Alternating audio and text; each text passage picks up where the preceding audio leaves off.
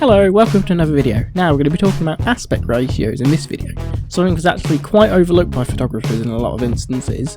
Now I'm going to be covering the kind of main ones you'll probably see within photography, from 1x1, which is like your very retro Polaroid or Instagram type thing, to more cinematic ones like 16x9 and 21x9. Now I'm going to explain like various differences between this, and I'll also show you how they look on images.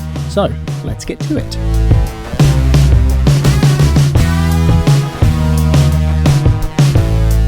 Now I'm going to be going into Photoshop for most of this, so I can actually show you how it actually changes the image. And I'm going to do it on the same image each time, just here. Now the first main one is 6x4. This is what your standard image size will be. So if I go up here to Photoshop, select 6x4, as you can see it's exactly the same image as the size. You can obviously change it to how it is. I'd probably move this here, so it's kind of more in frame, so it's got space to move into, which is really which is a better. Now this is kind of what you'll standard see on the internet. Nothing wrong with it, it's fine, but there might be other things you want to do. Now the next aspect ratio we're going to move on to is 4x3. Now this is quite common with like your medium format kind of cameras back in the day, and I think also large format cameras. I honestly don't know, but I think it was.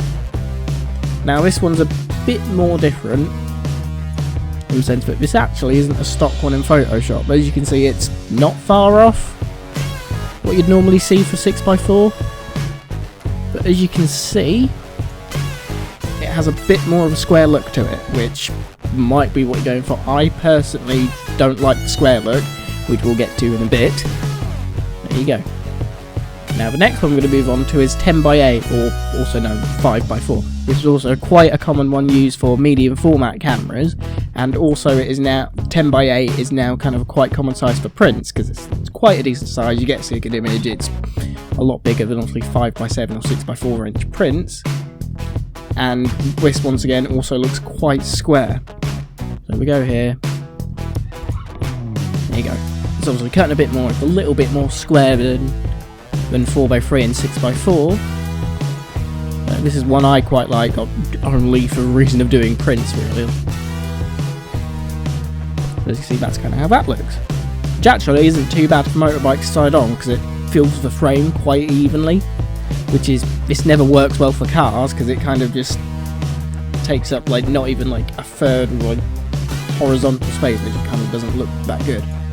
Now the next we're going to move on has now been made more popular more recently by the resurgence of kind of like Polaroid cameras and Instagram, released when you couldn't actually crop it to a custom thing. You'd only have square and only that.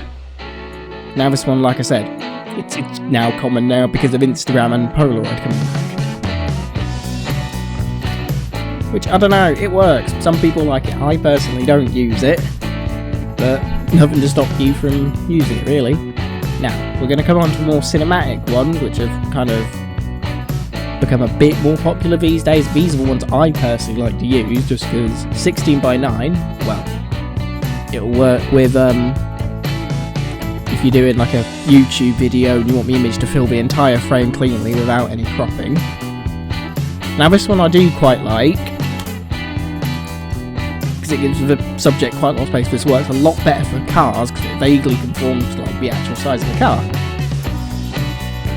So that's how that would work, which I should have got a picture of a car really, but there you go. Now the last one I'm going to be talking about is 21x9. This is relatively new. This has been made quite popular because it's what you'd probably see in a cinema. And now monitors are also coming in 21x9 because it's a better workspace for like photo and video editing and whatnot.